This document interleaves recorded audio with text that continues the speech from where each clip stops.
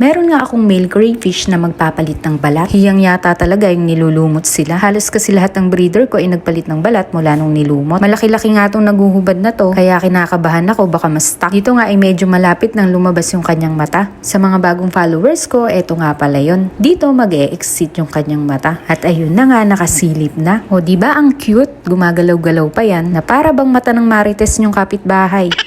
Tapos banda dito naman nga yung mga paa. Pagmasdan nyo nga, unti-unti na ding lumuluwag at medyo nakakalabas na sa dati niyang balat. Nung una nga akala ko mamamaalam na tong crayfish na to. Ilang araw na kasi siyang malungkot, hindi kumakain, as in matamlay. Hindi ko nga din in-expect na magmo-molt pa to kasi malaki na. At eto nga nung makalabas siya, walang nagbago, iisa pa rin ang sipit. Hindi man lang nag-upgrade ang crayfish nyo.